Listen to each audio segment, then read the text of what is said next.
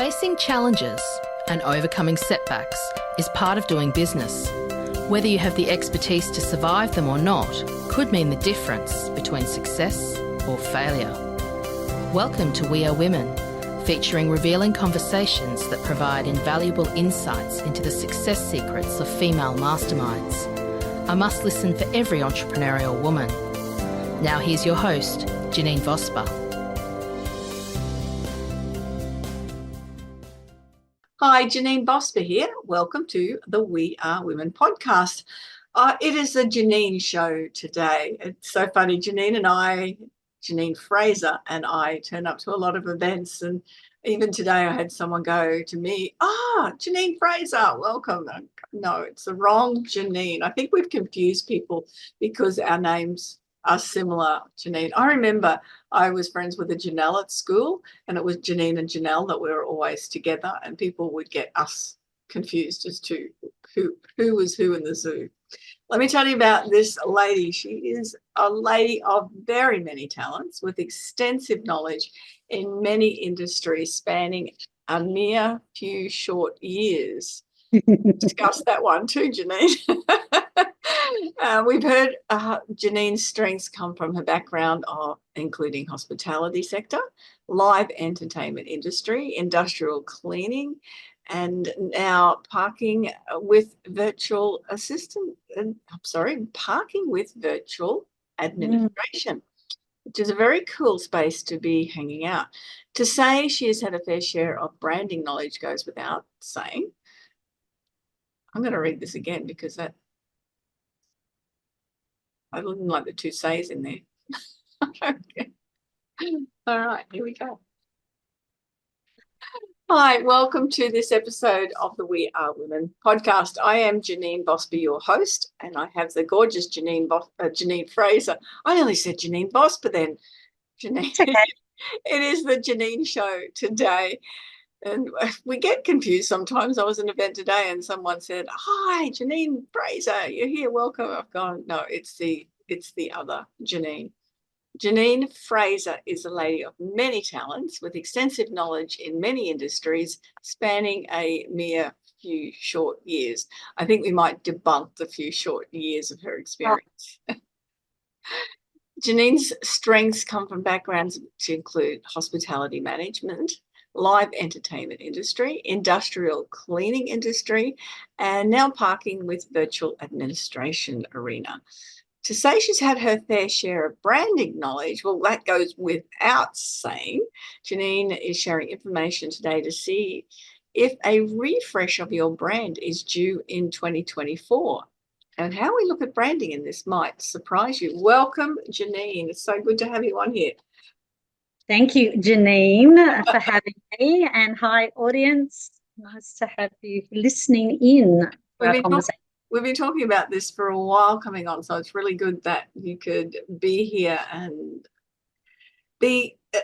share.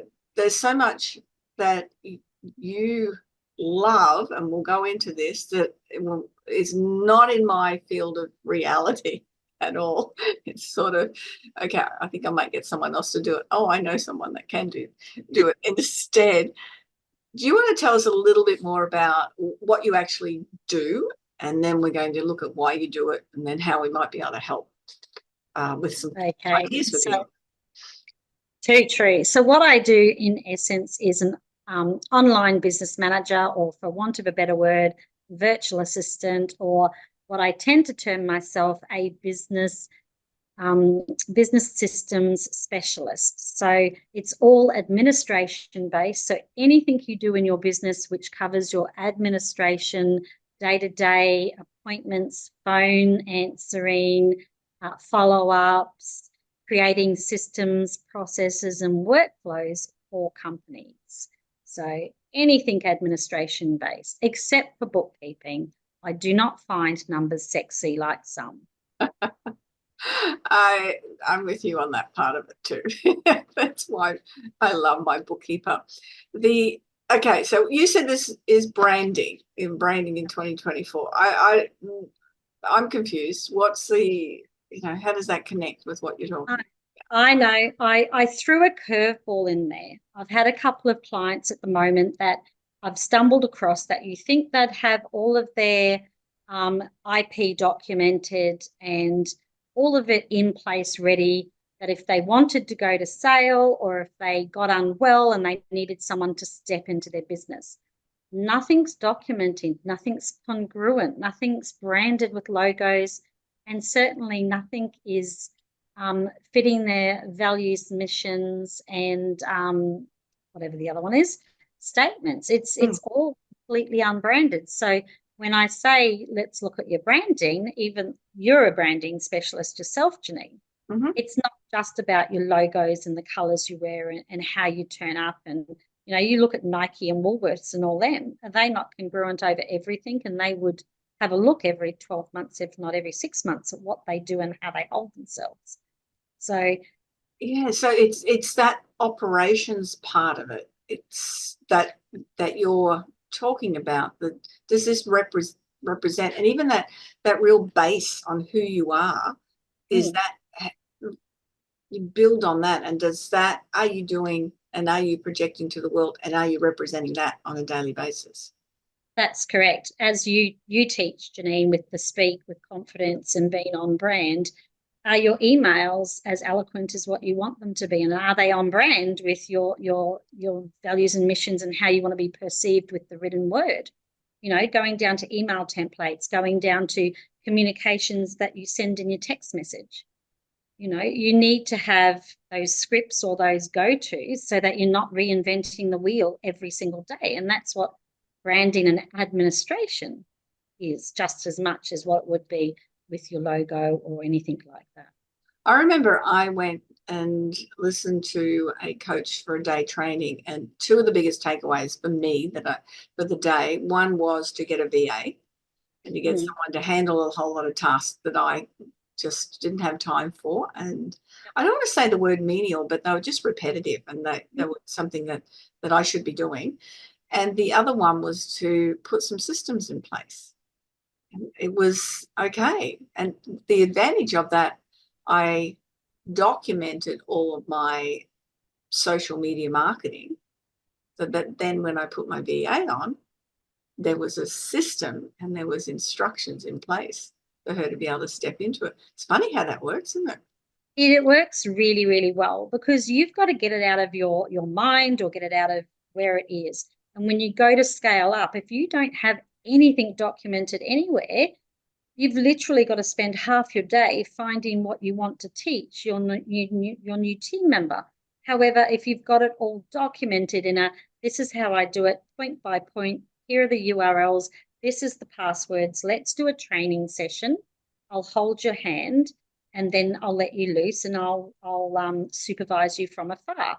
You don't want to micromanage, but it comes down to all of that. I have the pleasure to help in a large company that you think what we say standard operating procedures would be all done.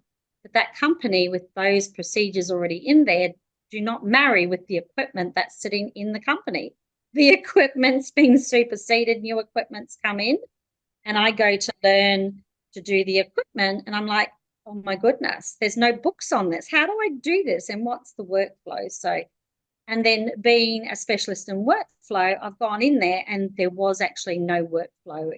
Things were going through the cracks, and there was no put that there and that pile and mark that like that. But again, you don't have to think about it. And like you said, the double handling of things, if you have a specific workflow, then you do it the same way, your team does it the same way, the owner of the business, if they get to stand in from the CEO role, they will do it the same way.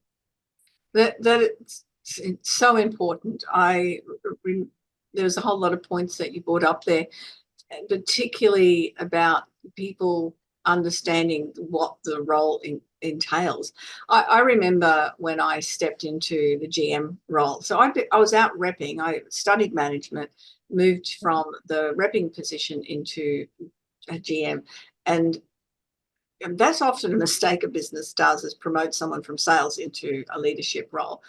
It suits me, so that actually worked out well. The owner of the business was very insightful with who he positioned in different places. But there was a lot of admin tasks that I hadn't been doing and I hadn't been aware of. And I know I asked more than once how to do things. And so the admin team would get very frustrated, and a couple of people would really get quite annoyed because I was asking more than once how to do it. And but there was no documentation that said this is how you do it. Yep. Click there. So when I document things for customers or clients, depending on what I'm installing, it's written click by click, where to click. Go to the file member, the file, look down 3, click on that, and then this screen will come up and click on that. So it's written, then it's got pictures of where you're clicking, and then I actually do a video of each thing. So no matter which way that person deems to learn, I'm a very visual, colourful girl. So when I like to learn, black and white, straight over my head, boring as, how am I going to learn this in a real quick time? Yeah. If I've got a video, I can pause that video and go, that's where she clicked, sweet, keep going, unpause, do the next step. So it gives that person confidence because it's 3 different ways to present the same outcome or to get to the same outcome. So I love the video. Yeah, the video is awesome, isn't it? I was going to ask whether you do videos because I'm a huge YouTube fan. How do I add an extra page to WordPress? And I'll go and really, is that simple? So I will go and what I've learned about the back end of my website for someone lacking a whole lot of well, when I was in the other job, nobody would give me any of the technology stuff to do because I'd break things, and now I'm so far ahead than most of those people would be. But it's through video, it's through it gives you confidence. Like I'm at the moment in one of the businesses I'm working in, they've brought in another person to assist because 3 people that are there are sort of part-time. So we're sort of trying to structure the roles that there's 2 people on at all times, but then you've got to do 4 different roles. So I'm so lucky that I'm so in advance. And that lady, one of the ladies yesterday afternoon after I left, had an issue with doing something, and I'd shown her where the written part of the SOPs were, and I showed her how to find them digitally because it's not just written, it's digital as well. We're in a digital age. And she said today, she said, oh my goodness, she said, I thought, SOPs. And she said, I had to do this task, and I'm so glad that you had that documented in your folder, and I was able to get that task down. Now it's ready for courier. Like she had no help but the book that the procedures I've helped her. And I'm like, wow. And she's got experience in an industry where I've never been before. So I'm learning everything new, and she's got experience, and she still didn't know how to use the software correctly to finish the task. That's awesome. And and in our own business, for the sole traders even, this is absolutely vital because it even more so because everything is in your head. I'm teaching my husband how to do online banking at the moment. Oh. He has difficulty using a phone. He'll be punching numbers in and go, it's not working. Don't punch, just tap. You just touch. It's all good. And so I created a video on videoed it as we did it, and just so that he can go back. He's got to try and find the video now, Janine. But that's God bless his cotton socks. But it is. There's so many things that even in your home, and this is what I talked to someone the other day, and if you can find that interview with, I'm trying to think of the person's name, Desiree, it was talking about all these financial things that we've got, that your crypto and anything that other people may not have access to, and how they can access it if something happens to you.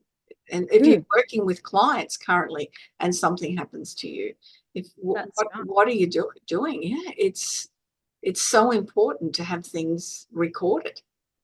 Well, you do, and you would know that I've had challenges with my parents over the last couple of years, Janine, and that's where it's in your face. It's like, oh my goodness, why haven't my parents got all this in place? So, it's really mindful, not that you want to give all your details away, but to have it in a secure spot so that you can access the data you need at the time that problem, arises. because it's really stressful caring for people and then trying to find out how to access everything on their behalf. So yes, my recommendation, just having spoken to Desiree, with if anything happens to business partner or life partner or family, do not cancel their phone. Do not cancel their phone, because you've got your telephone on everything. And that's so important to keep that. I think that was the biggest learning out of all of that. I saw a video the other day of a father got his two children to teach him how to make a P&J sandwich.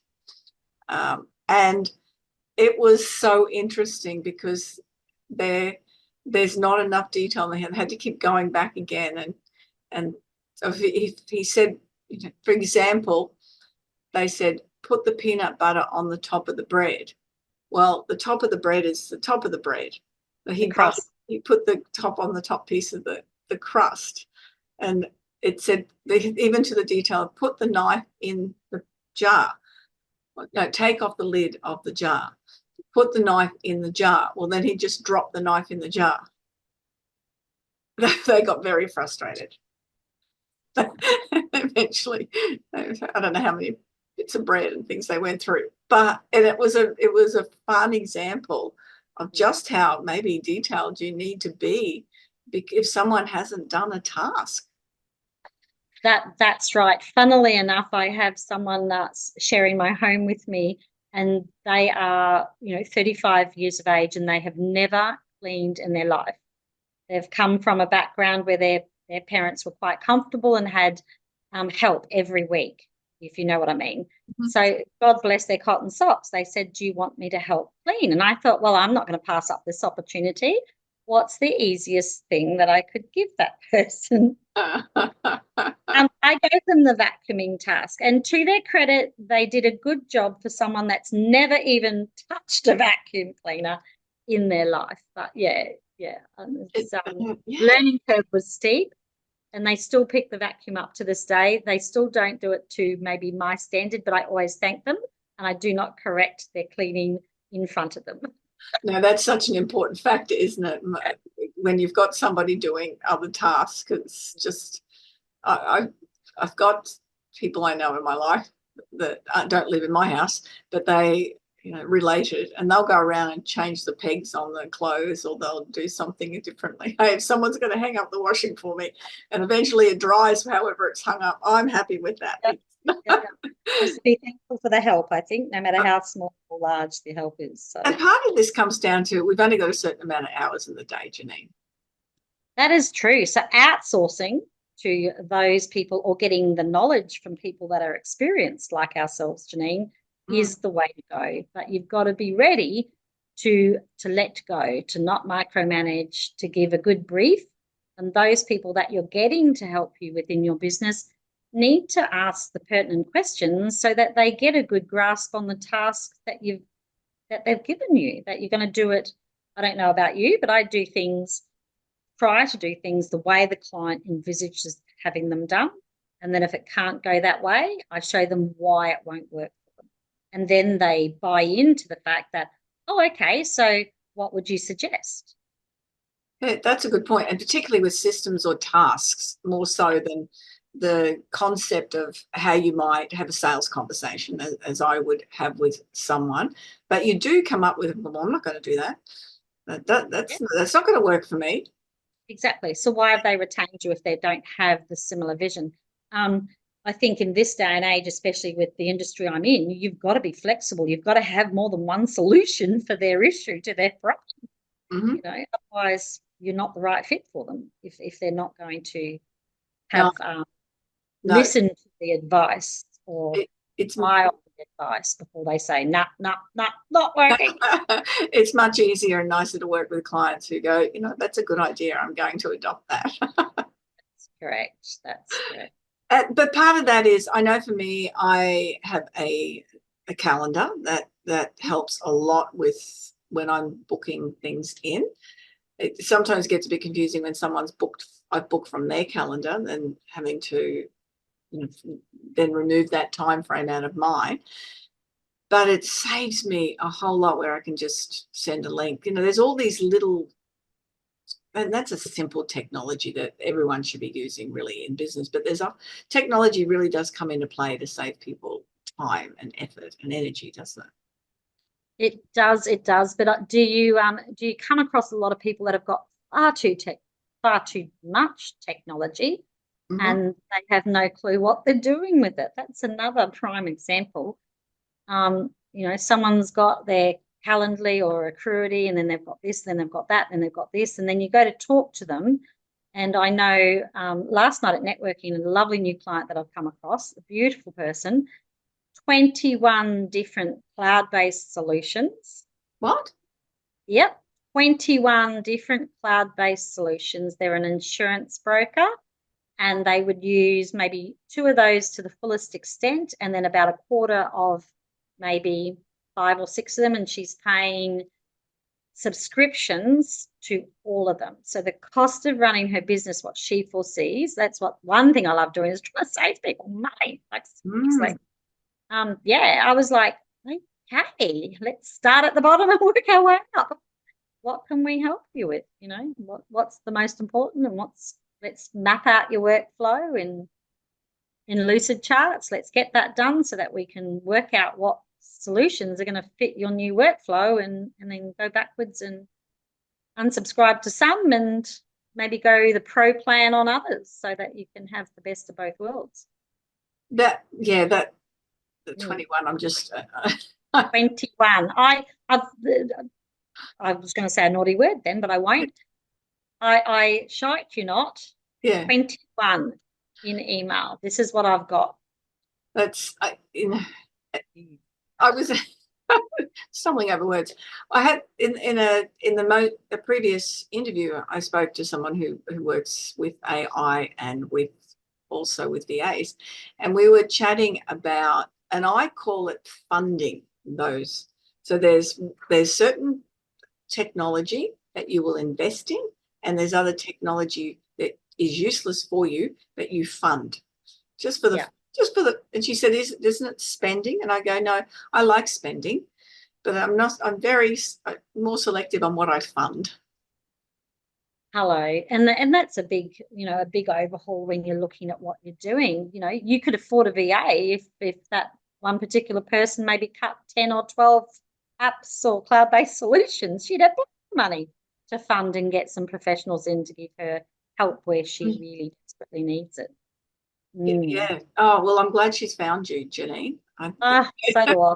It's going to be a pleasure helping her out, I can tell you. She'll see a difference and notice the bottom line expanding on her business.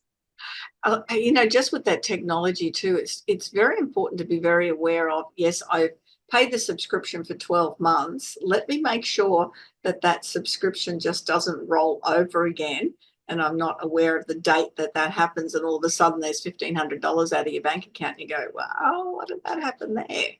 And be wary as well. When you sign up to your subscription and you get a 3-month free trial, and they charge you 2 months in, and they go, oh no, and you can go, it's a 3-month free trial. Make a little note, or I put it in tasks so it pops back up when your subscriptions are due to be paid again. Because I kid you not, I'm sure sometimes some particular software takes money when they shouldn't be. And again, it's not 12 months sometimes. It's maybe 9, and they charge you, and it's like, what? Yeah, I know. What I go through and do is I do the unsubscribe or take out the automatic, or take out the credit card details where you can, or something to that effect, so that it just can't be as automatic. And yes, and keep the date. I know I've got something coming up in May with an automatic scheduling, and it's quite expensive, that one. And I'm just going to, most of the social media now has their own scheduling anyway, so it's not necessary to do that. I got a bit savvy around that. I have one card that pays for online things, and I check at the start of each week what payments are coming out for what, and I load enough money into that one card that pays those payments for the week. That's a great idea. you're not getting overcharged. You know exactly what's coming out of your bank account, and they can't access any other money because there's no other money in that particular account at that given time. Oh, that's a great idea. I do have one where I have a couple of charities, automatic charity donations coming out of. So I might start doing that. I think that's... Yeah. And then in the back end, because I've got scammed about 12 months ago. They got quite a lot of money out of my account. Luckily, Commonwealth Bank had flagged that. It was like at 1 a.m. in the morning. And it was to do sports betting. And I flagged it. Well, that's who's up at 1 a.m. in the morning. Well, I don't gamble, so that was an easy one to get. I got the money back because I said, look back through the accounts, told them the story, and they said, well, yeah. And I said, well, it wasn't me. But yeah, so I lock accounts. I put a maximum withdrawal on it, whatever is, as you said, you're teaching Dad how to do banking the other day. Yeah. Just have a good grasp. Dad, Don, my husband. Oh, sorry, Don. Yeah. But yeah, you have to get a bit savvy around all of that. And if a bank account for just online payments is what you need, well, yeah, and that's a really good tip with that. And I know one of the things I'm involved on a lot of committees, and particularly with Power Talk Australia, which is a public speaking group. I'm in the club. I do the programming for one club. Apparently, I'm secretary for another club. I keep getting reminded of that when I turn up and it's a business meeting. Yes, Secretary Janine. I was away on holidays when that got nominated. That's why they did that. That's why they did that. Yes, I'm on a cyber club. I coordinate the cyber club. I do the marketing for the organisation. We've got 9 meetup groups that I manage. I also have put my hand up to be the conference coordinator, which is in May. But there's, as well as my business and doing all the things. I was going to say, I know that I have that BUSY word etched in my brain, but my goodness, you just made me. Yeah, we actually had a thing last night at one of the club meetings, and it was, what is your superpower? And mine is, I just have clear compartments for things in my head, and I don't get overwhelmed. Sometimes I do. I guarantee it when there's a whole lot coming at once. But 90% of the time I don't, even though there's a lot of tasks to get done. And it's because it's just clear. I'm not dwelling on, I got to do this, I got to go do this, I got to go do this, I got to go do this, got to go do this, got to go do. It just files in that compartment, and then I'll go, oh, okay, that needs to be done right now, and I'll do that now. And then I close that filing drawer and I open another filing drawer. It was only probably about 15 so years ago that I realized that not everyone does that. And that's why I think we get along extremely well. I'm the same way. Like I do reminders though, because obviously with so much in your brain, I did back in the day, I was a manager of a tuck shop, and knowing exactly what's in the fridge, freezer, and rough estimates. And then I went home at night thinking, yes, I can cook this for dinner for the family. And then I've walked in, looked through the fridge and freezer, I've gone, the wrong fridge and freezer. You miss out at home family. Yeah. The reason I brought that up is another way that I can get things done like that is I am very comfortable delegating to people, and it makes there's a few reasons for it. It makes it easier for me. But what I have found through delegation, it enables people to shine, enables them to learn, but also have that a capacity to be the person that's achieved that result that you've asked for. And giving them the confidence to assist you as well. Sometimes, I don't know about you, but I'm a fairly confident person. I can, walk into a room and talk to complete strangers and feel comfortable doing so. Some people that they would be as nervous as get out and anxiety to the head, and that's the worst thing they'd want to be doing. So if you can make someone comfortable in what they're doing when you delegate a task, which is through, with me, documenting the process and giving them a step-by-step in 3 different ways on how they can accomplish it by themselves, but I'm here if they want backup or if they want training. So, no, I agree with you. I love that you do that, and it's all part of the systems. I'm a little bit of throw them in the deep end type of space, depending on what it is. I remember when I first started as a sales rep for this particular company, and I was given the stock and I was given the area to go to and a little tiny list of customers. That was it. And it was, we'll see you later. And it was all first aid products, which I knew what a Band-Aid and a bandage was, but trying to figure out what you might need to do a risk assessment for a business. And it was learn on the job. And I got very, very good at it and really successful. And within a couple of years, we're selling over $400,000 worth of Band-Aids in the territory. But it was, very much learn as you go. When I moved into a GM role, we started training people. And one person we trained, we spent a lot of time and effort training this person. And then he left before he really got into the job. And I said to the owner of the business, well, that was an absolute waste of time. We don't train people normally. We just throw them in and get a job. We spent the time training this person and now he leaves. And I remember what the owner of the business said to me. He said, well, he could have stayed though. So it would have been worse if he stayed. So it was saying if we hadn't have trained him and he stayed, that was a problem, as opposed to, I went, okay, I get it now. I don't know about you, but people are sent to you for a reason, no matter what it is, whether it's a short time, a long time.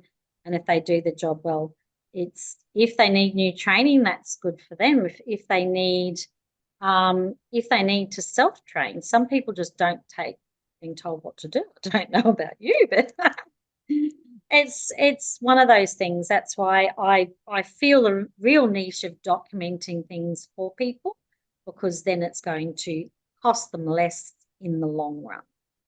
Yes, and now I do the same in coaching. It's it's that step by step instead. But it's an interesting concept, and I'm finding businesses are getting better at it. Bringing in people like yourself and myself into businesses to recognize where there might be a shortfall and where they can help people fill that shortfall to get a better result, not only for the business, but for that person as well, and to build confidence in their capacity to do the work. When you're immersed in the business, you can't see what's not connecting sometimes, and it takes that outside set of eyes that comes in and has gone, oh, gee, that's a bottleneck, by stepping into the role and going, oh, my goodness, I don't have that invoice to go with those products. Then the client's got to wait when the client comes to pick those products up. So how can we tighten that up? How can we give 110% customer service in whatever business when you're handing over to the customer? Well, have the invoice ready for them. Have an FPOS with an FPOS role in it. It's simple, basic things. Don't let everything run out to replenish, because you want your customer there, yes, sure, but you don't want them rolling their eyes and, muttering under their breath that your customer service sucks. So it's like anything.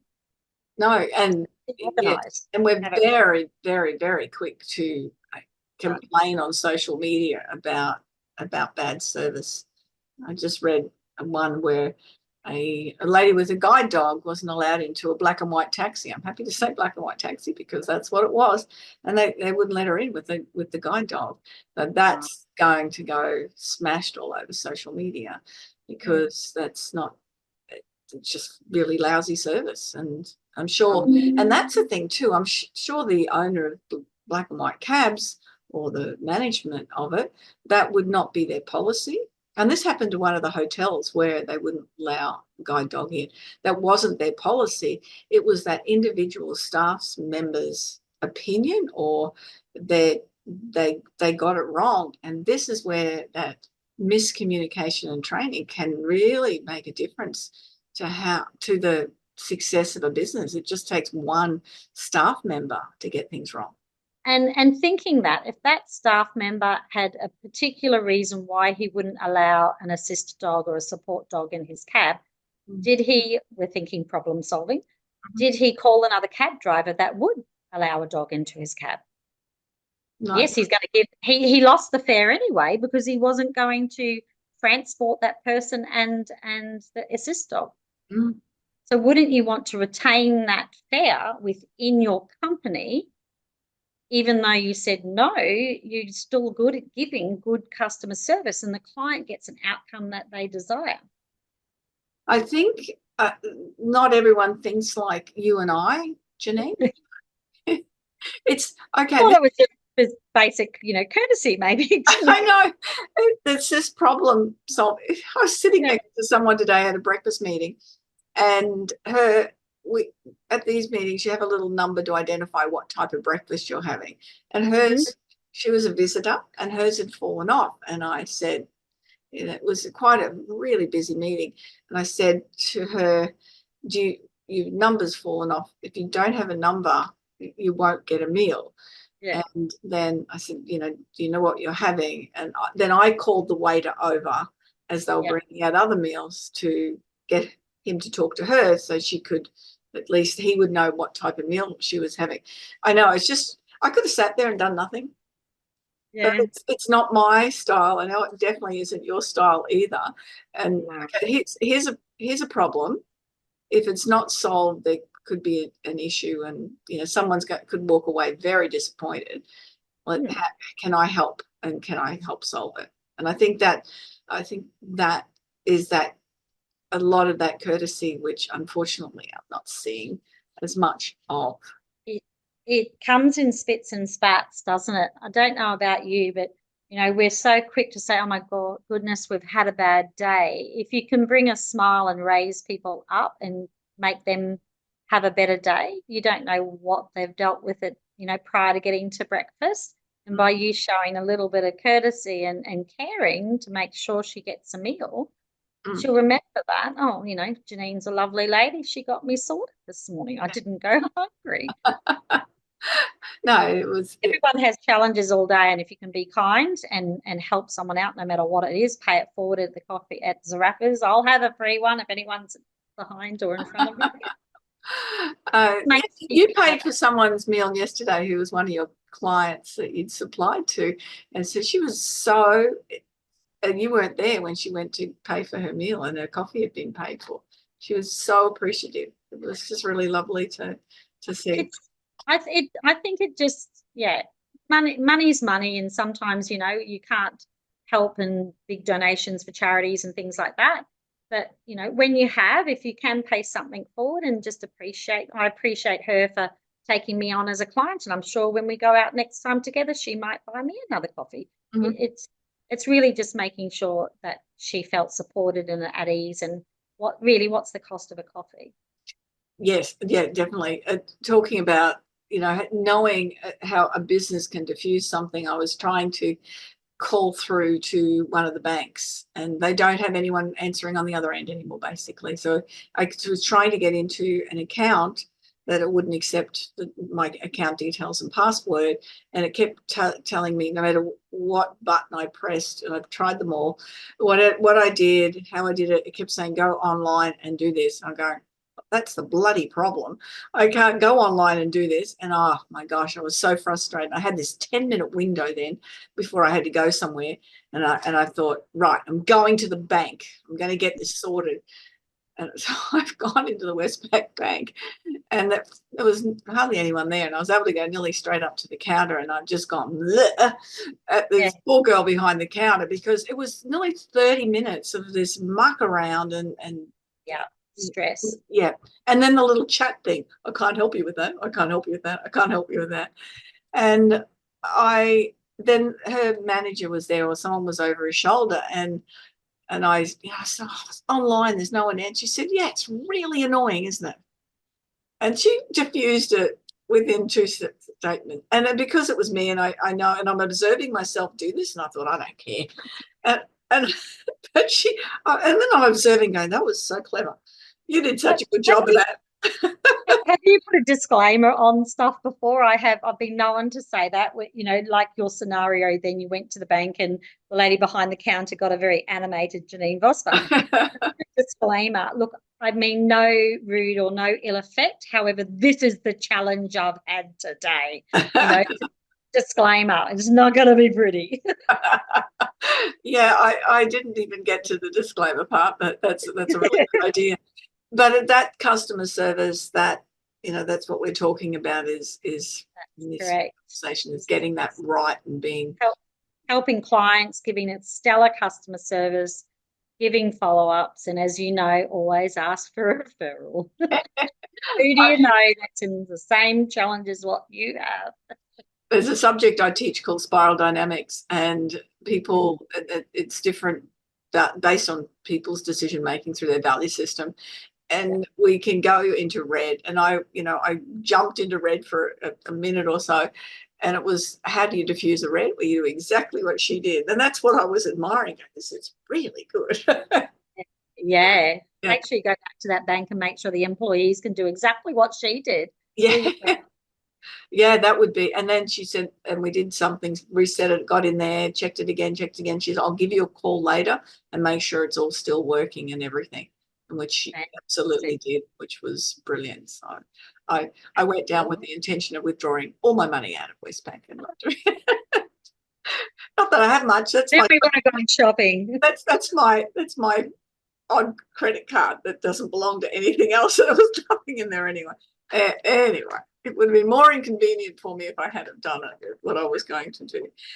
Part of what you suggest to people is to get a VA, is to get someone to help. And it's not just you in your business, is it, Janine? It's not at all. I support other VAs that support me as well. So if it's not my strong suit, I have a couple of other, I call them friends now. I met them through networking or online. I've had the privilege to work beside them. We've shared clients, and I really have confidence to match whomever needs an issue sorted with the person that would be best suited to sort it out.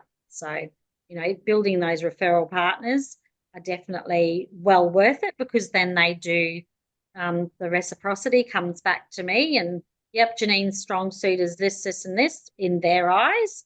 And, an email comes in and says, hey, I either don't have time, or this is not my ideal client, but I think they will gel well with you. Would you like to have a conversation? So, yeah. The advantage of having local VAs.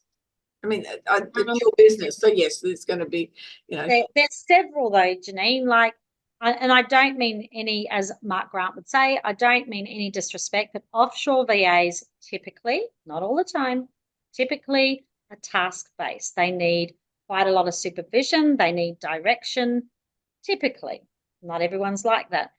However, myself, with the experience and business of running the commercial cleaning for 16 years and being hospitality trained and being coming up through the workforce as a service-based professional, working in Red Spot Boutique and everywhere else that I've had the pleasure to be, you have the knowledge of running a business behind you. So when you're talking tasks, administration tasks, I've then got the knowledge to say, okay, you want this. This is where you are. How do you foresee to get there? And I had one lady today, she's in the health and wellness space, and I said a couple of questions to her after we had the conversation. She said, oh my God, you ask so many different questions. Why do you want to know that? Twice she said that.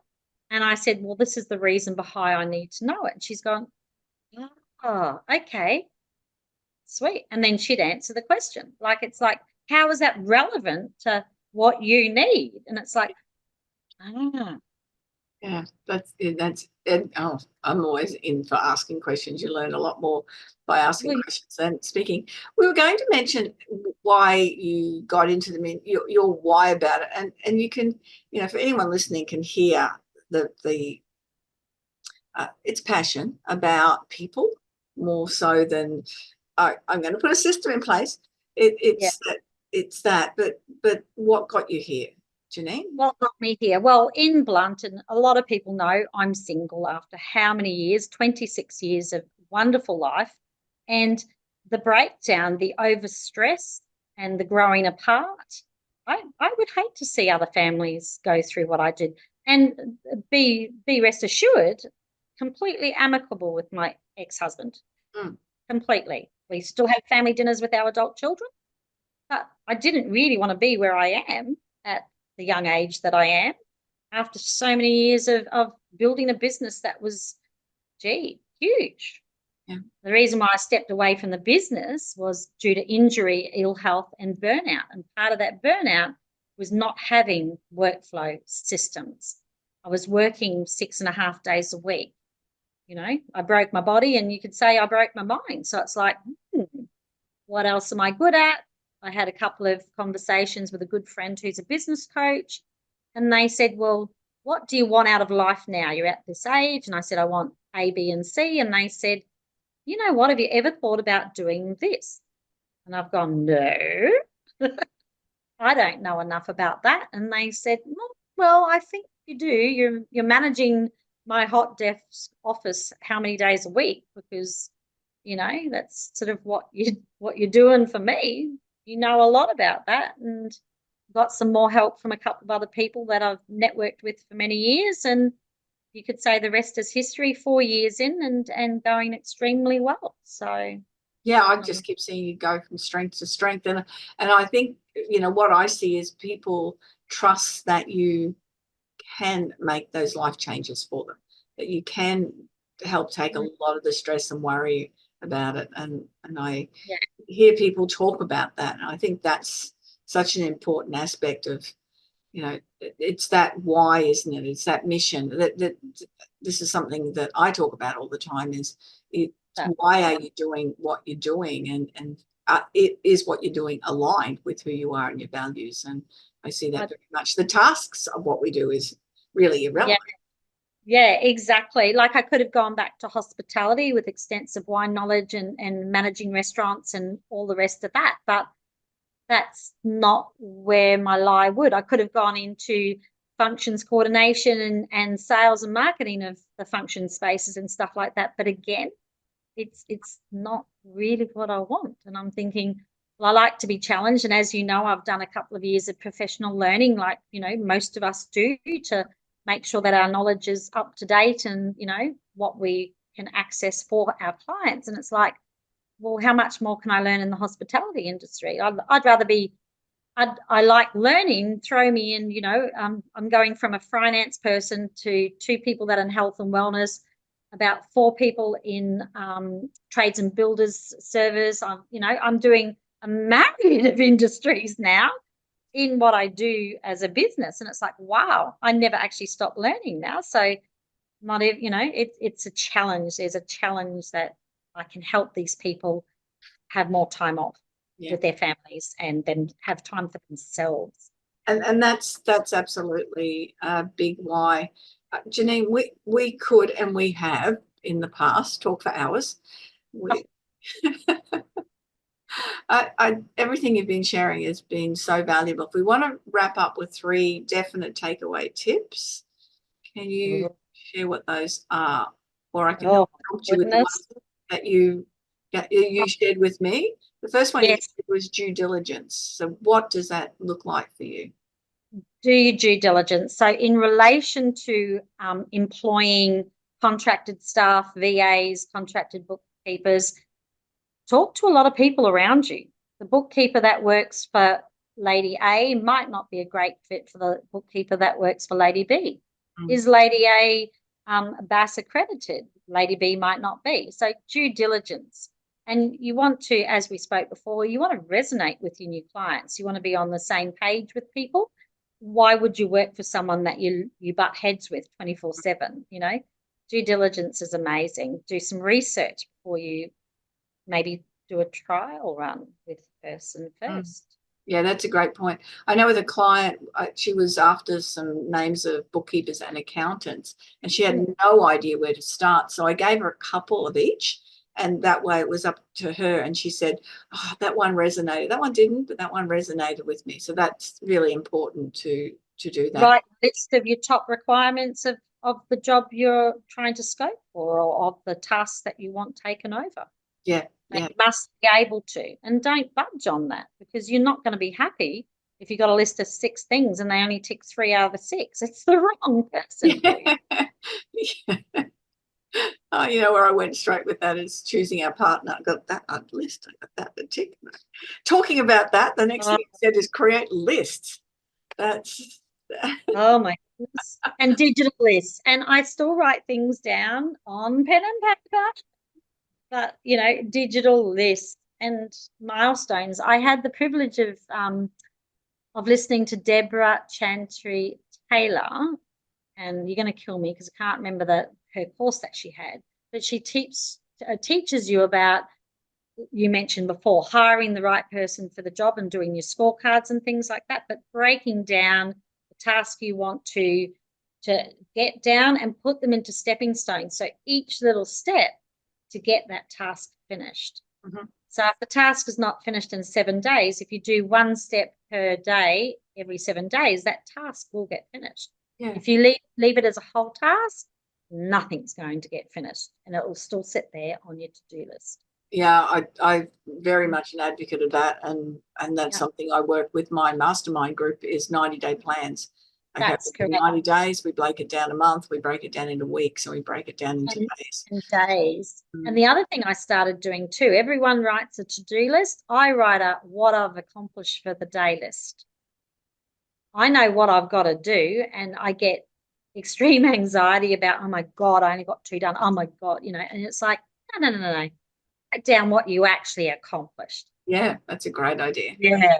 You'd be amazed. At the end of each day, write down exactly what you did. You accomplished making your bed, brushing your teeth, having your shower. Get all those personal items out 5,000 steps before breakfast. Hello.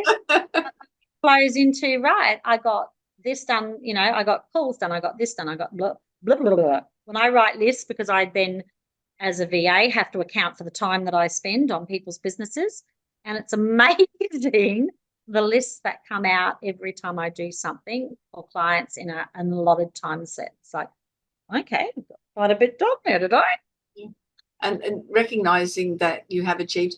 I know when I was repping, I would print out all of the clients because they were regular first aid restocking. Some were 2 months, 3 months, 4 months, 6 months, weekly, whatever. And so I'd print out for the month who I needed to see that month. I didn't cross out them as I went through them. I highlighted them. It was totally visual. The thing was, the highlight was an achievement. If I had crossed them out, that was like deleting a customer. Well, it is, and it feels final, if you know what I mean. You don't want it final because you're going back there. Yes. Yeah. It was for now. I've done you for now. I'll be back in 3 months or 6 months. Correct. And the final thing that you were going was trial runs before formal commitments, which is sort of a little bit what you've talked about as well. Oh, yes. With most of my clients, if it's a contract, I've got a large contract on at the moment, and I did exactly that. 30 days from here to here. This is what is within that contracted time or budget. This is what we do. So we got through the trial run, and then I said, okay, Christmas is coming. Then January, looking at how many weeks or days that are down with no income, because obviously we all stopped for a holiday. And then I recontracted for a second trial run. Okay. Because it gives you not just an opt-out, but it gives you an end date. And then when we get to that end date, the 29th of January, let's see where we're both standing. Mm-hmm. And that's important for yourself as well, going, okay, that was an interesting month, but I'm glad it's only a trial. I'm out of here. Exactly, but it gives you reflection, because then you've got to come back with that client if someone's hiring me and go, what has she accomplished? This is where we write our lists, keep accountable of what we've accomplished. But it gives you a reset. So the client and you can sit down, have that conversation and go, right, what's on your next 30 days or going forward? Should we go for a quarter this time? Let's do 3 months. But what it gives you is a time to adjust what the parameters are or what the tasks they want you to accomplish, or whether it's no thank you, you've done a great job by now, but my budget might not hold your contract, or whatever it may be. Yeah. But it gives you those stepping stones to see. because there's no way that I want someone coming to me saying, I really can't afford you, when if they'd said that at the end of the second trial run, we could have said, well, what do you desperately need? Let's see what's within your budget, so you've still got support. Yeah. Unless I'm shit at my job, which, if I am, I shouldn't be that. But, I wouldn't believe that, Janine. It's certainly not No, here across the board. But yeah, but it really just makes everything real, and it makes you accountable as the employer and as the contract help coming in. So. You know, an important point about that is what I find, if somebody actually says that, but they've already been contracting you in the past, there's more to it, and don't take that as it's about you, because it's usually about them. Well, I don't. And, I always say to people, I can't read minds, and that is a fact. I cannot read someone's mind. Oh, I can. Oh, lucky you. Yeah. What, did you ask me for a wine? No, sorry. I've still got more steps to do, yeah. True. So, yeah, and the other thing is I don't take things to heart anymore. Back when I was a lot younger, it's like, oh, why did they do that? And, and stress factor and Munger. And it's like, you know what? They have their opinion, and that's what it is, and I can't change that, and I certainly don't want to know what it is. But I don't take things to heart. Like you won't, you won't upset me easily, and if you do, it's more than likely the language you've chosen, not the actual outset of what they've said. So yeah. Again, we could just keep talking. Janine, if somebody wants to get in contact with you, find out what you can offer, can you share your info, please? That'll also be in the show notes, but if you want to. Thank you so much. Yes, you can contact me on phone, and it is I'm Gold Coast based, but that's fine because I do nationally. It is 0755 86 2227. And then email address is info@beyondbusinessconsultants.com.au. I think that's a great way to get in contact with you, is that info@beyondbusinessconsultants.com.au. Again, all the information will be in the show notes. And Janine is, worth just having a conversation to see, is this something that'll benefit you and your business also, and how she might direct it. So thank you so much for your expertise and information and conversation today, Janine. It's been a pleasure, Janine. Thank you so much for having me on, and I'm sure we'll have a bit of fun when we see each other in person again. Most definitely. Thank you. And that's another episode of the We Are Women podcast. Remember to go to janinevosper.com and book a strategy call, have a conversation, and if I really want to be able to help you. We're talking about mission statements. My mission is to enable people to do what they don't believe is possible. That's what I do all the time. One of the reasons I do the podcast is for exactly that reason. I'd love to be able to help you do what you don't think is possible. And the thing is, because I know so many amazing people, and through the podcast particularly, and through the networking, if I can't help you, I can find somebody, the right person for you as well. I'd love to be able to do that. So janinevosper.com. Till next time, be well, be happy, and I was going to say be fruitful. Be good at it. Have a great week, month, wherever you are in the world. Bye-bye.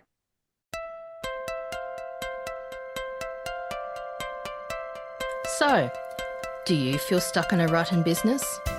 Visit speechperfect.com.au and download Janine's free ebook to avoid the 5 most common stumbling blocks women face in business. It's jam-packed full of tips to overcome the barriers that could be holding you back from the success that you dream your business will be. We would love you to leave a review of today's episode and share this podcast with other women in need of entrepreneurial inspiration. Subscribe to the next episode now and join the We Are Women community.